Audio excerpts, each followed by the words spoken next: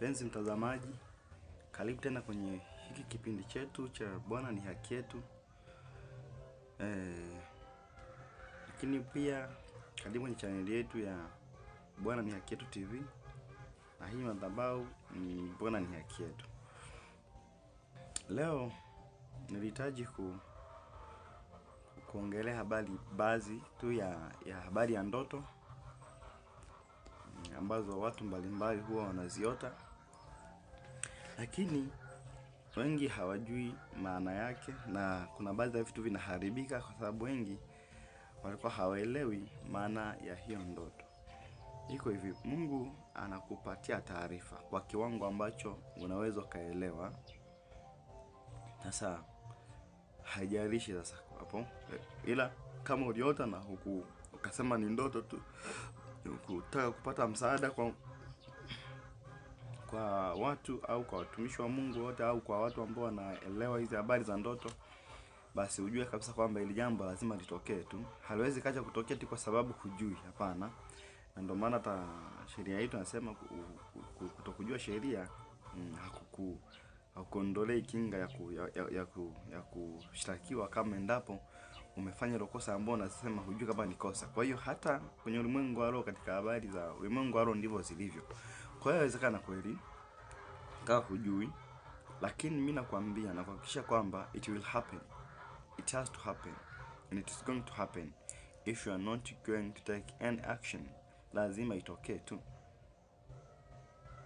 Usipo angalia namna kuchukua hatua, lazima itatokea. It must happen.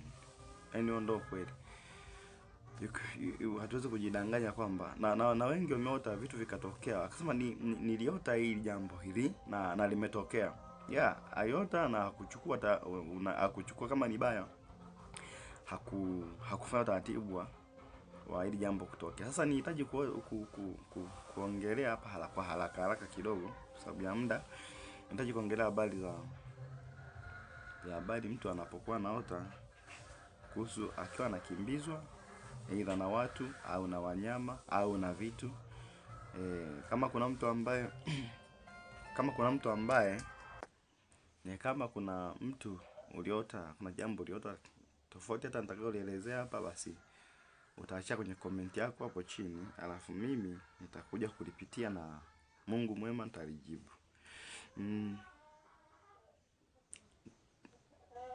Nitasoma kwenye Biblia kuhusu habari za vitu kidogo hapa ambavyo tunaweza tukaja kuviangalia baadaye kwa haraka tu, wala una haja hata ya kuandika. Kama utapenda utaandika.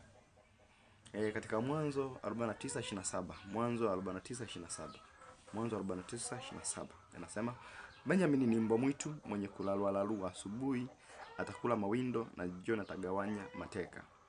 Benjamin ni mbwa mwitu mwenye kulalua, asubuhi atakula mawindo na jioni atagawanya mateka. Maana yake nini? Hebu angalia, mbwa mwitu huyu kazi yake ni kulalua. Maana yake kama kuna kazi ya huyu mbwa mwitu ni kulalua. Sasa nitaka kuna nini kidogo hapa kidogo. Mtatu nilisahau kidogo, ila nitakiwa kuangalia kwamba ukiwa unaota unakimbizwa na mbwa, ukiwa unaota mbwa, umemwona mbwa, ukiwa unaota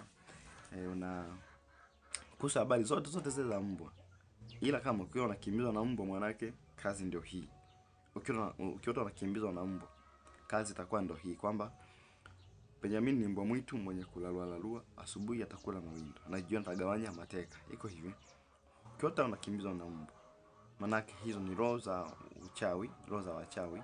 Au ukiota uko na mbwa, umemkumbatia mbwa, manake wewe mwenyewe hapo ulipo yawezekana ukawa ni mchawi bila kujua. Au manake huyo mbwa aliyekuja ni mchawi, lakini anajuana na wewe, ni amoja tu kwa njia mbwa, lakini ni mtu mnayejuana naye. Na kama uko naye karibu hivyo, manake huyo ndiye ambaye huwa anakutumikisha. Maana kuna mtu aliniambia kwa anaota anacheza na mbwa kabisa ulimwengu wa roho, cheza naye, na kuna muda huwa anapaa huyo mtu. Sasa ukipaa, manake tayari afu na mbwa mnacheza naye, manake hizo ni roho za uchawi. lakini zinakuja kwa njia ya mbwa kusudi usifaje, usitambue, usimtambue huyo mtu. Ni mtu unayemtambua. Kwa hiyo na wewe mwenyewe hapo ulipo inawezekana ukawa ni mchawi. Sasa kwa hiyo ukiota mbwa anakukimbiza, kuna mawili.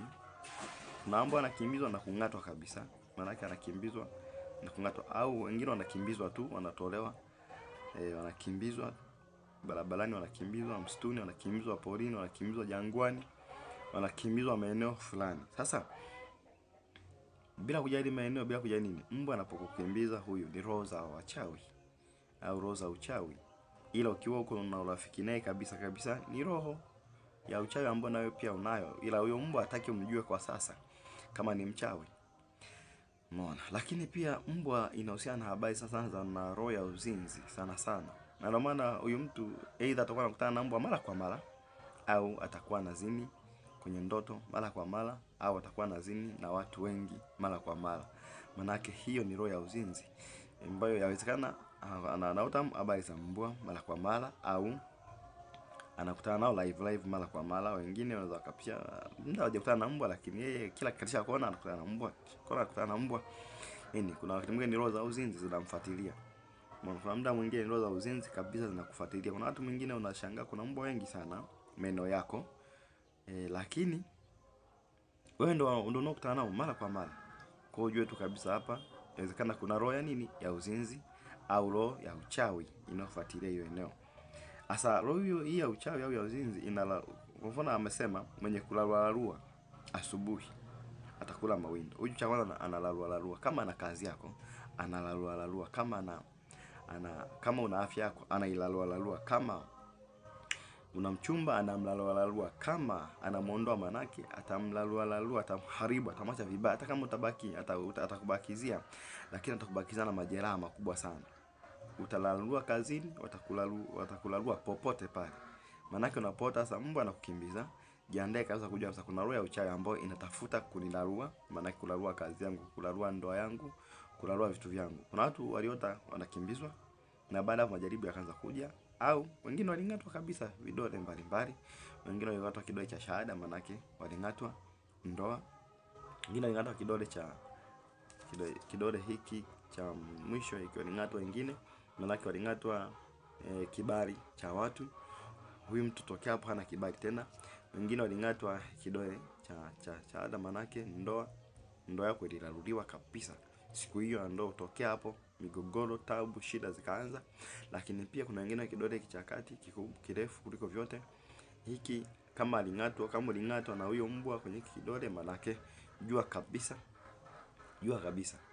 kwamba nguvu na utawala vimeondolewa kwako. Ndio maana baada ya muda utashangaa utawala unaondoka na nguvu zako, hata kisiasa, nguvu zako popote pale ulipo, kwenye kazi, kwa nini unaondolewa uongozi, unaondolewa chochote kile, nguvu zako zote zinaondoka. Nguvu zako za kuendelea kufanya jambo fulani zinaondoka, kuendelea jambo fulani inaondoka kabisa. Una hamu tena, unakata tamaa kabisa. Nini?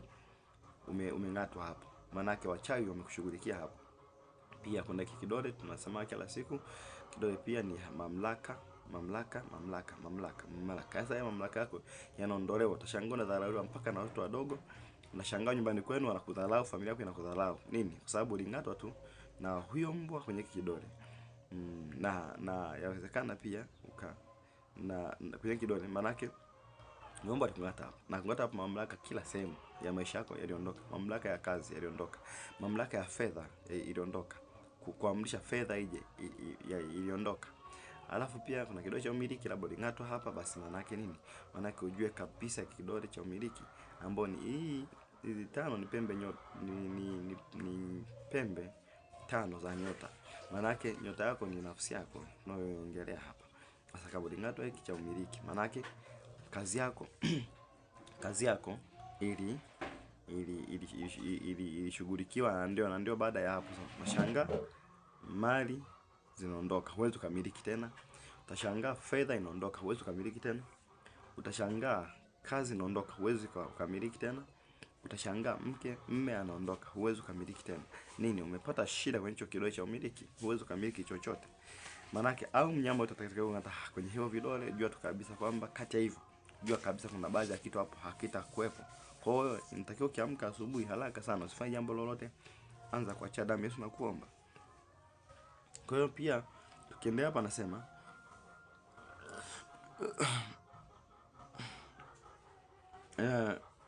kwa sababu ya hayo mambo, ndio maana nataka tupitie tu kidogo kidogo kuhusu habari za wanyama mbalimbali, lakini sasa hizi tunaongea habari za mbwa hapa. Kwa hiyo tuna nitu kama hivi. Pia anasema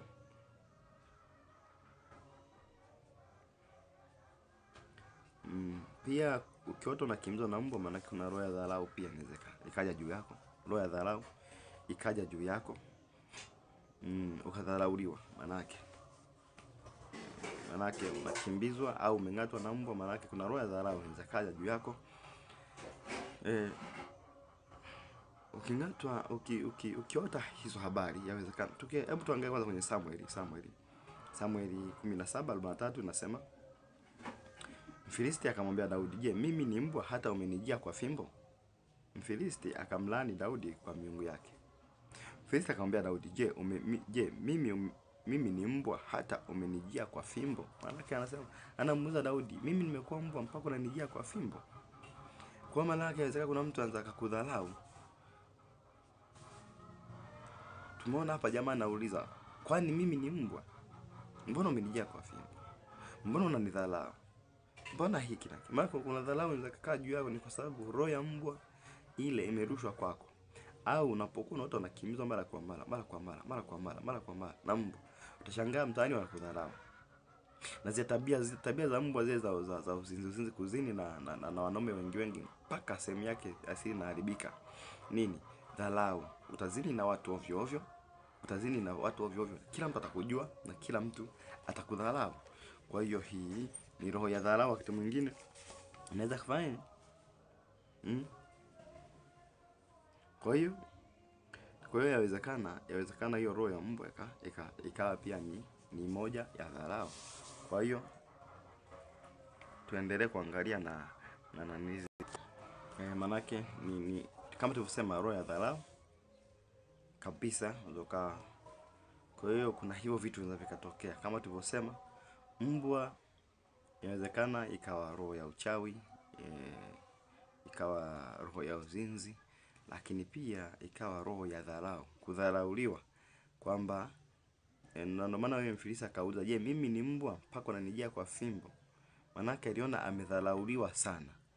Itakiwa huyu mtu abebe upanga, abebe silaha zile kali zile, abebe labda risasi, abebe bunduki, abebe mabomu, ndipo huyu mtu angesema, "Okay, sasa huyu jamaa ameniheshimu." Lakini mbona amenidharau, ananijia kwa fimbo?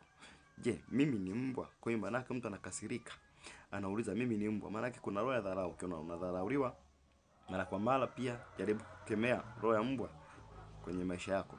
Maana kuna watu ambao utaombea na kuombea, lakini dharau bado zitaendelea kuwepo. Kwani kuna roho ya mbwa imekaa kwenye maisha yao. Kuna roho ya mbwa imekaa kwenye kazi yao. Kazini anadharauliwa, hawezi kupewa ile thamani, anafukuzwa. Sisi tusiongelea habari za westerns, lakini tunaongelea habari za maisha yetu ya kawaida. Vitu ya kawaida, utamkuta Mtanzania kabisa, Mwafrika kabisa, anaingia na mbwa ofisini. Huyo lazima tumuulize mara mbili. Acha habari za celebrities, mbwa ndo kashangaa na mbwa kitandani. Huo ni upuzi kama upuzi mwingine. Acha mbali na roho na usione tu wale watu wanalala na mbwa, wanakaa na mbwa, wanakaa na wanyama sehemu fulani, wanaenda nao, wanatembea nao. Watu wengi wa kule Ulaya kuna uchawi ambao umeendelea. Uchawi inawezekana pepo likageuka kwa mbwa na likawa partner wake kabisa. Likawa anatembea nalo sokoni, anatembea nalo nyumbani, anatembea nalo kazini, nini, kwa sababu yule ni partner wake kabisa. Ni pepo lile la kutoka kuzimu, anatembea nalo, na ndio anamsaidia kwenye mambo yake yote. Yuko ofisini na mbwa, ziara na mbwa, ziara na nyoka, ziara na panya. Unashangaa unasema, hawa wamekuaje? Mbona hawana akili? Sio kwamba hawana akili, wewe ndio huna akili ya kuona. Huoni hivi vitu. Sasa na wewe unaiga, unalala na mbwa, na wakati kumbe unalala na hizo roho. Sasa wewe baada ya muda mambo yako hayaendi. Baada ya muda dharau zimezidi. Baada ya muda, hata kama ni celebrity kiasi gani, utashangaa roho ya uzinzi na kunyemelea kiasi kwamba mpaka unazini mpaka unadharauliwa. nini? Kuna roho ya mbwa ambayo imekaa kwako. Na unatembea na huyo mbwa ukifikiria kwamba eti ni usasa. Huo ni upumbavu na ni ujinga. Kwa hiyo ukiona mambo kama hayo, ni kwamba wenzetu pia wao wale mara nyingi kwa asilimia zaidi ya 50 na ni mapepo wanatembea nayo, wakijua kabisa, nyie mkijua anatembea na mbwa lakini ni mapepo. Kwa njia ya mbwa ni mapepo, kwa njia ya paka ni mapepo, kwa njia ya mnyama yote. Kwa unapoona hizi roho hizi, manake ujue kabisa kwamba pia kuna roho ya dharau.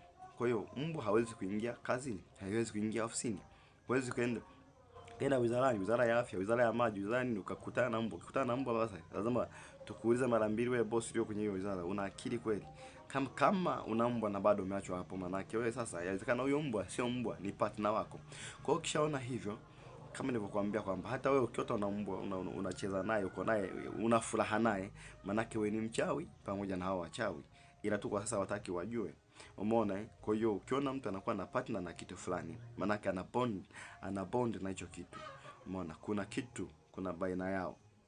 Kwa sasa inawezekana hii roho ya dharau ikakujia. Lakini pia katika roho ya dharau tukiangalia, roho ya kudharauliwa katika Wafalme wa kwanza 14:11, Wafalme wa kwanza 14:11 anasema yeye afaye wa Yeroboamu mjini mbwa watamla, afaye mashambani ndege wa angani watamla. Sasa hiyo ni nyingine, lakini najaribu kuambia yeye afaye wa Yeroboamu mjini mbwa watamla.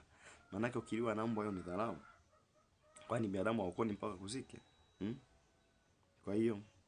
Kwa hiyo manake ni dharau hizo, ni roho ya dharau. Ukifia kazini mbwa watakula, manake utashangaa kuna mtu kazi yake imekufa, amefia kazini, lakini hebu angalia the way wanavyomtreat pale kazini, manake pale ndipo alipofia na mbwa wakamla pale. Manake dharau zile zipo pale. Watu wanakuangalia kama wakuoni kazini, watu wanakuangalia kama wakuoni shuleni, watu wanakuangalia kama wakuoni kwenye ndoa, kwenye popote pa nini. Roho ya mbwa imekaa kwako, roho ya dharau imekaa kwako. Umeona? Kwa hiyo ukija kuangalia hii roho pia inawezekana ikawa ni roho ya dharau pia, ya kudharauliwa, ambao watumishi wengi hawajui. Watumishi wengi wameshindwa kuelewa. Kuna watu wengine wanapata hizi roho lakini hawaelewi kwa nini hizi roho hazitaki kuachilia. Wameshaombewa sana, wameshaomba sana. Hatujagusa eneo husika. Ukigusa eneo la husika, shetani hawezi kukaa, ataondoka zake.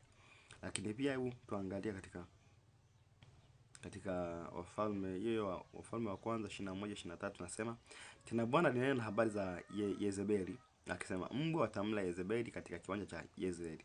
Mbwa watamla Yezebeli katika kiwanja cha Yezreeli. Manake kuna sehemu mbwa watamla huyo. Watamlia kwenye kiwanja. Kwenye kiwanja. Manake mbwa watamlia kwenye kiwanja. Kwa hiyo wewe yawezekana mbwa akakulia kazini kwako.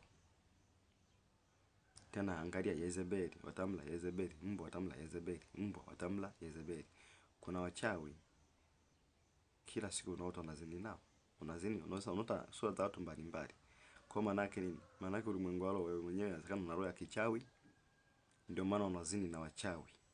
Kwa sababu huyu Yezebeli ni roho. Yezebeli ni roho. Manake Yezebeli ni mtu, lakini hii ni roho ya uzinzi sana sana ambayo watu wengi huwa inawasumbua, hasa wanawake. Ndio mara nyingi inaitwa Yezebeli. Mwanaume haitwi Yezebeli, la kwa mujibu wa Biblia huyu mwanamke ndio Yezebeli. Sasa kwa nini mwanamke? Kwa sababu wewe mwanamke, kwani wanaume ni wazinzi pia tukatai, lakini mwanaume hakulazimishi kuzini naye, isipokuwa wewe mwenyewe amekufuata na wewe ukamkubali kuzini naye. Manake hilo ya Yezebeli iko juu ya mwanamke. Sasa mbwa yawezekana sasa wakawa ndio wanaume hao wenyewe. Manake mbwa kawa na wanaume wenyewe hao, na ndio maana kuna roho ya dharau iko juu yako, hupati wachumba tena. Hata kama ni mzuri kiasi gani huwapati. Kwa nini? Kuna roho ya dharau iko juu yako. Roho ya Yezebeli iko juu yako. Inakusumbua, inakupa taabu. Manake hao ni mbwa, ni wachawi, lakini na wewe una roho ile ya uzinzi ambayo inatokana na mbwa pia. Umeona? Na nakumbuka huyu kafia kwenye kiwanja. Sawa, lakini hebu tuangalie pia hiyo Wafalme wa kwanza 21:24 inasema, mtu wa nyumba ya Ahabu afaye mjini mbwa watamla. Hebu angalia. Cha kwanza huyu yeye alikufa kwamba Yezebeli tena mbwa tena bwana mbwa watamla Yezebeli. Mbwa watamla Yezebeli katika kiwanja. Umeona? Lakini pia hapa anasema mtu wa nyumba ya Ahabu afai mjini, mbwa watamla. Umeona? Lakini pia tulisoma kule habari za Yeroboamu. Asokija kuangalia habari kama hizi, kuna sehemu ambako mbwa wanakushambulia. Kama tulivyosema, ukishambuliwa kazini ujue hayo ni maeneo tutakuja kutaja baadaye sana. Lakini huyu mtu akifia mjini, mbwa watamla. Sawa? Kwa hali ya kawaida manake nini? Manake wanasema kwamba hebu angalia hapa katika Wafalme wa kwanza hiyo 22:38. Wakiliosha gari penye birika la Samaria na mbwa wakalamba damu yake. Basi ndipo walipooga makahaba sawa sawa na neno la Bwana aliolinena. Manake hebu angalia, roho ya mbwa mara nyingi inahusiana na habari za ukahaba pia. Roho ya mbwa mara nyingi inahusiana na habari za ukahaba pia. Kwa hiyo inawezekana kwamba kuna mtu ana vitu vya ukahaba, ni kwa sababu ya roho ya mbwa wanaomfuatilia mara kwa mara. Kwa hiyo ajaribu kuangalia hapa sasa kwamba Mungu anasema kwamba hapo ndipo walipooga makahaba. Manake ujue kabisa hii roho ya mbwa hii inaambatana kabisa na habari za ukahaba, za uzinzi, inaambatana nazo kabisa. Kwa hiyo pia tukiangalia pia Wafalme wa pili 8:13 nasema Hazaeli akasema, lakini mimi mtumwa wako ni nani? Mimi niliye mbwa tu, hata nifanye jambo hili kubwa? Umeona? Elisha akajibu, Bwana amenionyesha kwamba wewe utakuwa mfalme juu ya Shamu. Maana huyu mtu alikuwa sio mfalme. Maana huyu mtu alikuwa anadharauliwa. Na ndio maana akasema, lakini mimi mtumwa wako ni nani? Mimi niliye mbwa tu. Hebu umeona? Kwa maana yake nini? Maana yake mbwa ni roho ya dharau pia. Unapota mbwa anakulamba roho ya dharau pia. Kwamba na wewe watu watakudharau na mbwa anakufukuza. Maana yake ni roho pia ya dharau hiyo. Umeona? Kwa hiyo kuna wakati mwingine kama tulivyosoma hapa habari za mbwa, inakuwa ni hilo jambo ambalo Mungu anahitaji kuongea na wewe wakati huu. Kwa hiyo anasema tunapoendelea tukiendelea pia kwenye habari za mbwa, leo naongelea habari za unafukuzwa na mbwa, unang'atwa na mbwa, unakimbizwa na mbwa, uko na mbwa, kama ni marafiki pamoja na mbwa, kwa lazima uelewe haya mambo. Utajijua kwenye kundi gani. Na kwa hiyo ujue kwenye kundi la dharau au kundi la ukahaba au kundi la uzinzi au kundi la uchawi au kundi la kushughulikiwa na roho za wachawi na kusaba za mbwa. Katika Ayubu 30:1 sema, lakini sasa hao walio wadogo wangu hunifanyia mzaha, ambao baba zao niliwadharau hata kuwaweka na mbwa wa kundi langu. Manake huyu mtu aliwadharau hawa watu na kuweka kundi la mbwa. Kuweka kundi la mbwa. Manake aliwadharau. Amesema hata nikaweka na mbwa wa kundi langu. Manake niliwadharau hata kuweka na mbwa wa kundi langu. Ayubu 30:1. Manake tunaona kwa roho ya kudharauliwa pia inaweza kupatikana kwa mbwa. Kwa lazima ujitathmini. Kwa hiyo lazima ujitathmini, je, hiyo roho wewe inakupigia kwa upande gani?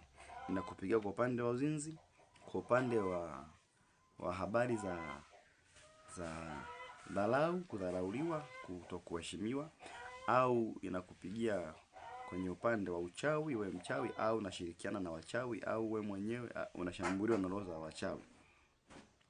Kwa hiyo na pia nasema Zaburi 22:16, kwa maana mbwa wamenizunguka, kusanyiko la waovu wamenisonga, wamenizuia mikono na miguu. Sasa hebu angalia hapa, kwa maana mbwa wamenizunguka, kusanyiko la waovu wamenisonga, wamenizuia mikono na miguu. Sasa inawezekana hawa mbwa hawakuzuia mikono na miguu, wakaisonga, manake wameifunga wala huwezi kaenda. Hawa mbwa ni kusanyiko la waovu, manake ni mbwa watu, manake hawa ni watu, lakini inawezekana kama tulivyosema ni wachawi au ni watu tu ambao wamevishwa roho ya mbwa. Wewe wanaona umevishwa roho ya mbwa, hutaki kuwa karibu yao, Manake hata ukiomba msaada huwezi kuomba, sababu mikono yako imefungwa na miguu yako imefungwa. Manake hutapata kimbilio la msaada wako, hutashika kitu chochote, kwa maana umefungwa. Wamenizuia mikono na miguu, wamekuzuia, manake wamekufunga, wamekushikilia mikono na miguu. Lakini ni mbwa hawa, kwa kama ni mchawi anakushambulia, kama ni mchawi kwa njia, anakuja kwa njia ya mbwa, manake anakushambulia, amekuzuia mikono na miguu, amekushikilia manake usipate msaada wowote, amezuia usipate fedha, usipate mali, mikono imefungwa, imezuiliwa, huwezi ukapokea chochote. Kwa hiyo kwa hiyo ukiota habari kama hizi lazima ujue kabisa umezingirwa na mbwa, manake wanazuia njia yako. Ujue kabisa hapa wanazuia mafanikio yangu, hawa ni wachawi, wanazuia mafanikio yangu. Ukiota mbwa popote pale anazuia, yupo kazini, yupo wapi, jua kabisa. Kwa hali kama tulivyoelezea, kwa sababu ya muda tutaelezea sana. Zaburi 22:20 nasema, uniponye nafsi yangu na upanga, mpenzi wangu na nguvu za mbwa. Manake mtunga Zaburi anasema aponywe, hayo mengine nitaacha, lakini aponywe kwa habari za nguvu za mbwa. Kwa nini mpaka huyu mtunga Zaburi anaomba aponywe kwa habari za nguvu za mbwa? Maana ujue kabisa hizi ni nguvu ambazo ni mbaya sana, ambazo watu wengi hawaelewi, na watu wengi wamefungwa na hizi nguvu za mbwa. Wamefungiwa na nguvu za mbwa kwenye familia, kwenye ukoo. Kuna vitu haviendi, nguvu za mbwa zimekufunga. Maana yake dharau ile, watu hawaoni jambo lako, watu ukifanya nini hawaoni. Kwa nini? Umefungwa na nguvu za nini? Za mbwa. Kwa hiyo, kwa hali ya kawaida lazima uelewe, mtumishi wa Mungu, na ili kusudi ujue na namna nzuri ya kuomba, ili kusudi haya mambo haya yasikupate. Maana yake inawezekana unasumbuka sana, sana, lakini kumbe yawezekana tu ni nguvu za mbwa zimekufunga. Nguvu za mbwa tunamaanisha vyote hivyo tulivyosema, ndio nguvu za nini? Za mbwa. Nasema pia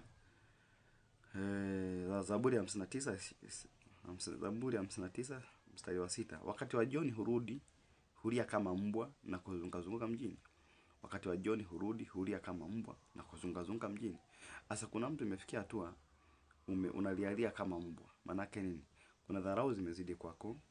Sasa na wewe hujui ni cha kufanya. Umekuwa unalialia kama mbwa. Unatoka benki hii unaenda benki hii. Unatoka kwa mtu huyu unaenda kwa mtu huyu. Hujui ufanyeje. Mbwa ni kuzunguka mtaani na kulialia ovyo ovyo.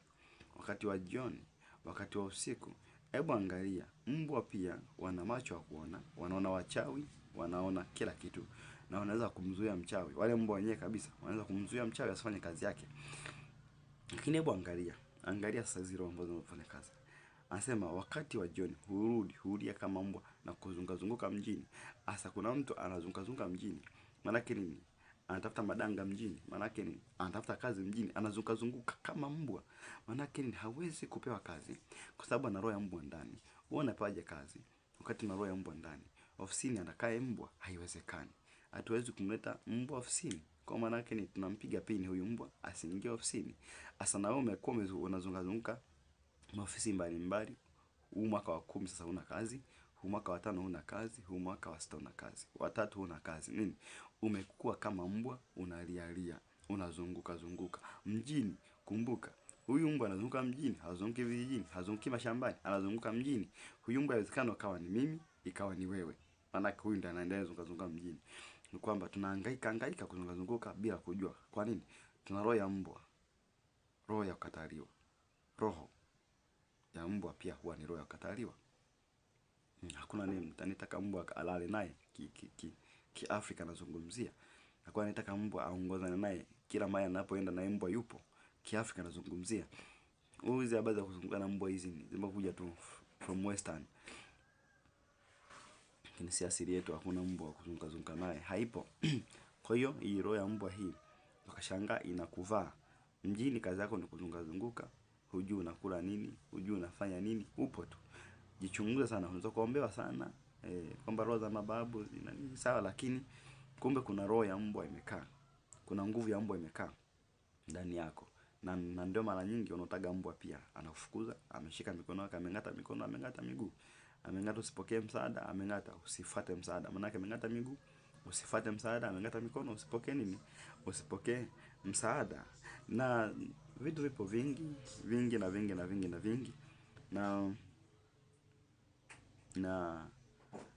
Vitu hivyo vingi sana kiasi kwamba kutokana na muda wetu, hebu tuangalie pia, muda wetu ni mchache. Tuangalie Mithali 26:11. Anasema, kama vile mbwa arudiavyo matapiko yake, kadhalika mpumbavu hafanya upumbavu tena. Kama vile mbwa arudiavyo matapiko yake, kadhalika mpumbavu hafanya upumbavu tena. Iko hivi, kama vile ambavyo mbwa anarudia matapiko yake, maana yake nini? Kuna wakati mwingine mbwa anatapika, alafu anarudia na kula tena. Maana yake ni tukiangalia kwa hali ya kawaida, wewe inawezekana kabisa kabisa ukiona kuna jambo unalirudia mara kwa mara ambalo ni upumbavu, maana Biblia inasema ujinga, imesema upumbavu, na unajisifia kabisa. Kwa mfano, kuna mtu anazini na wanawake ovyo ovyo na anajisifia na anarudia mara kwa mara na anajisifia kabisa, ujue kabisa kwamba huyu ana roho ya mbwa. Kuna mtu anafanya ujinga, ni kuiba, ni mwizi, ni jambazi, na anajisifia na anarudia mara kwa mara. Kwa hiyo inawezekana huyu akawa na roho ya mbwa. Kama vile mbwa arudia hivyo matapiko yake, kadhalika mpumbavu afanye upumbavu tena. Kosa lile analolifanya kila siku ni hilo hilo. Kosa hilo hilo kila siku analirudia, maana kuchunguza vizuri inawezekana kuna roho ya mbwa imekaa mahali ambayo ndio inashughulikia hili swala, aweze kurudia rudia. Kama ni dhambi aweze kurudia, kama ni makosa aweze kurudia rudia. Kwa hiyo ni hatari. Kwa hiyo kwa hali ya kawaida ndio hivyo. Kwa hiyo unaweza kushangaa tena unarudia upumbavu, maana yake kile ulichokula ukitapika uweze kurudia kukila, lakini huyu mtu anarudia, maana yake ni roho ya mbwa imekaa kwake. Sasa kuna muda, na ndio maana huyu mtu atakuwa na utambwa, wanamkimbiza mbwa, yuko nao, amelala nao mbwa, anaongea nao mbwa, amewakumbatia mbwa, yuko kwenye kikao pamoja na mbwa. Ukishaona hivyo, maana ni roho za uzinzi pamoja na roho za uchawi, roho za kudharauliwa na roho hizo, na maana yake ametekwa na nguvu za mbwa. Naona. Kwa hiyo ukija kuangalia,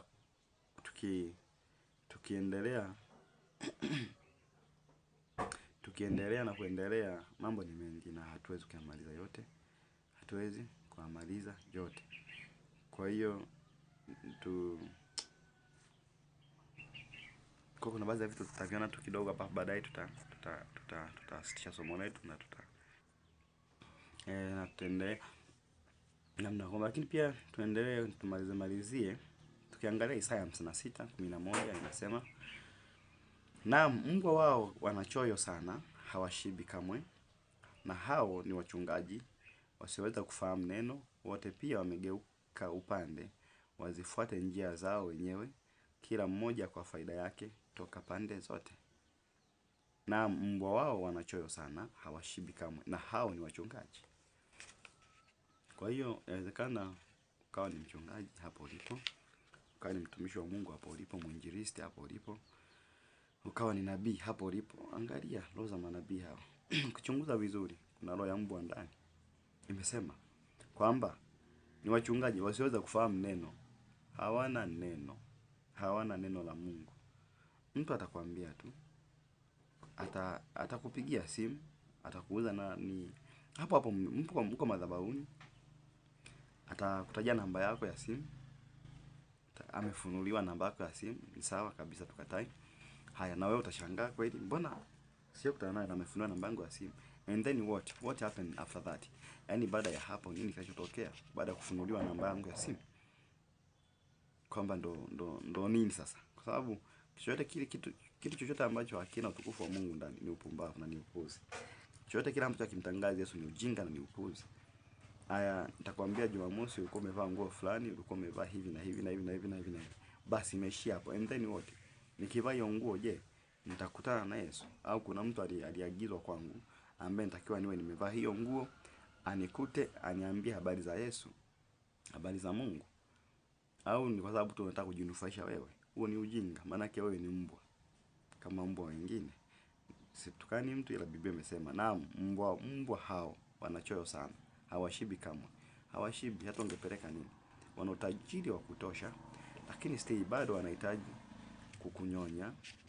Bado ukienda kuombewa kuna upako unauzwa. Manake kama upako unauzwa, manake wewe sasa jielewe kabisa kwamba huyo ndiye naye ni mbwa anayekwambia kuna upako wa 50,000, upako wa laki, upako wa 500,000, upako wa milioni. Huyo ni mbwa kama mbwa wengine. Biblia ndio imesema, sio mimi. Kwa hiyo lazima uelewe kabisa kwamba huyo mchungaji wako uliye naye ni mbwa. Maana wanachoyo sana. Cha kwanza, hata mkipata shida, ukiona yeye asaidii kwa sababu una shida, hapana. Yeye anakupa fedha kwa sababu kuna kitu anakitaka kutoka kwako. Akikupa fedha ile si ya bure. Lazima yeye akikupatia, jua akikupatia 500,000, ujue kwako ataondoka na milioni 5, ataondoka na milioni 10. Atakupa hiyo. Katika upande wa uchawi, 200 tu ile unaitoa au 100 unaitoa, lazima utalipa milioni 1 na kitu. Ile 200 unaitoa, lazima utailipa. Utailipaje? Basi ulimwengu wa roho unaelewa. Ulimwengu wa roho kuna njia zake za kulipa. Kwa hiyo kuna hali ya kawaida ambayo tukizungumzia habari za mbwa, yawezekana mtathibini mtumishi wako kwa haya maandiko yanayosema hawashibi kama. Wanachoyo sana. Kwanza ni wachoyo kabisa. Wao watajivinjari kwenye magari mazuri, watajivinjari kwenye majumba mazuri, kwenye mansions nzuri, lakini wao wataanza kukuhubiria habari za kupata fedha, ila hawakuhubiria habari za kuacha dhambi, hawakuhubiria habari za kurudi kwa Yesu mara ya pili, habari za ufalme wa mbinguni, bali watakuhubiria habari za fedha, habari za kupata mali, kupata majumba, magorofa. Ujue kabisa kwamba hao ni mbwa. Mchungaji wako hao ni mbwa. Na unazokota mchungaji wako yuko kwenye hali kama hiyo, au kaota kabisa nabii wako yuko kwenye hali kama hiyo, sasa hao ni mbwa. Maana yake ni vile ndio wanaosema hapa. Wanasema ni wachungaji wasioweza kufahamu neno. Hawajui neno. Wanachukua neno kama lilivyo, wanalipindua pindua. Hawasemi ukweli. Kwa maana yake hao ni mbwa kama mbwa wengine. Wote pia wamegeukia upande, maana yake wamegeukia upande. Hawataki kulifuata neno kama lilivyo. Wazifuate njia zao wenyewe, kila mmoja kwa faida yake toka pande zote. Manake wanapata faida. Wanapata nini? Wanapata faida kutokana na wewe. Utasikia chumvi ya upako 10,000, 20,000, 50, laki. Mafuta ya upako 300,000. Maji ya upako shingapi? Wewe, hiyo ni biashara.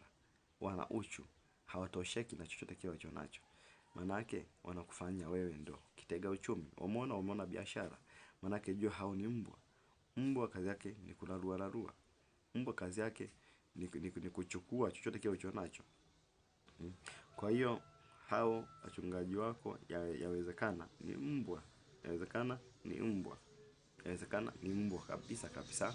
Na ukiona hizo dalili ujue huyo mchungaji ni mbwa. Hatosheki, hashibi na anachoyo sana. Hawezi kutoa msaada kwa mtu isipokuwa amepata faida. Manake hawezi, na akikupa hiyo fedha inawezekana amenunua kibali chako.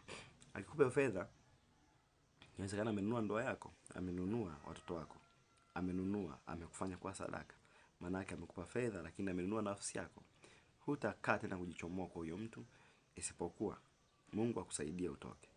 Basi sasa Mungu akusaidie sana. Katika hili somo ujitambue kwamba wewe mwenyewe kwenye upande gani, uko kwenye hali gani, au hata uko unakosali. Je, mchungaji wako yukoje? Kwa sababu watu hawatosheki. Hata kuzini wamezini sana, lakini inafikia hatua mpaka wanazini makanisani. Uzinzi umekaa makanisani, kama yule pastor wa Nigeria ambaye anawaogesha watu, anawafanyisha vitu vingine vya ajabu ambavyo haviwezi kutajwa hapa, lakini wanabaki tu na nguo za ndani, wanabaki tu na nguo ya ndani pamoja na ya juu, sijui mtasidiria sijui, lakini ndo wanabaki nazo hizo ya juu na chini. Basi ila mwili wote unakuwa uko wazi kabisa, na wanasali hivyo hivyo kabisa kabisa. Uko Nigeria huyu mchungaji huyu. Sasa wamezini kutoka kule mpaka sasa, wamezini kuanzia huko mpaka sasa uzinzi wameamua kuingiza wapi? Kwenye makanisa. Wazi wazi, live bila shida yote. Nini? Au ni mbwa. Na hao pia ni kudharauliwa, ni mbwa, kwa sababu jiulize. Umemwona mchumba wako pale, utamuoa tena? Kama dunia nzima imeshamuona, utamuoa tena? Manake ni roho ya dharau. Manake hii ni roho ya mbwa ambayo imekaa juu yake. Kwa hiyo haiwezekani hata siku na moja huyo mtu kufanikiwa, kwa sababu amekaa kwenye madhabahu ambayo ni ya mbwa. Huyo mchungaji ni mchawi, huyo nabii ni mchawi. Kwa kama nabii ni mchawi, manake sasa ni mbwa huyo. Kwa hiyo sasa ni mbwa na ni rafiki yako na ni babako wa kiroho, kwa wote ni mbwa. Kwa kiangalia hizo habari kama hizo, wote mtadharauliwa kama ambavyo naye hata ulimwengu wa roho. Hata ulimwengu wa roho, watu sisi watumishi wa Mungu walio kweli wanamdharau, lazima watamdharau. Siwezi kukaribisha kwangu wewe kwa sababu ni mbwa tayari. Asa mimi siwezi kukaa na mbwa kwenye kitanda changu. Siwezi kukaa na mbwa kwenye worship na Mungu, haiwezekani. Kwa nini? Kwa lazima mtumishi wa Mungu. Mambo ni mengi na hili somo tutaendelea nalo siku nyingine. Na pia tutakuja kujifunza kuhusu vitu vingine. Leo tulikuwa tunazungumzia habari za roho za mbwa. Ukiota mbwa anakufukuza, mbwa unaongea, unakaa naye, uko naye, mbwa anakung'ata sehemu fulani, mbwa anakukimbiza. Sehemu za mwili sitataja nyingi, lakini tutajua kutaja tu siku nyingine pia mdogo mdogo hivyo tutakuwa tunataja kidogo kidogo kimoja. Na kuna mwingine yote ameng'atwa sikio, maana yake tokea hapo sasa sikio ikawa inasumbua na pia hata kiroho akawa hayuko sawa. Unang'atwa mguu, maana yake huwezi ukaenda tena. Na sumu imeachiliwa pale, kwa hiyo utashangaa na baadhi ya watu wanapata kichaa kabisa cha mbwa, lakini aling'atwa usingizini, lakini bado anakipata kabisa ulimwengu wa nyama. Kwa maana yake ni mapepo hayo. Ni roho za mapepo, roho za majini, roho za mashetani, roho za uchawi hizo. Haijalishi yuko ngazi gani, ngazi ya 5, ngazi ya 3, lakini huyo ni mchawi. Ana degree 33, ana degree ngapi, huyo ni mchawi kama wachawi wengine. Kwa hiyo Mungu akubariki, akutakase sana, na Mungu akutangulie katika jina la Yesu Kristo. Mungu akuzidishie.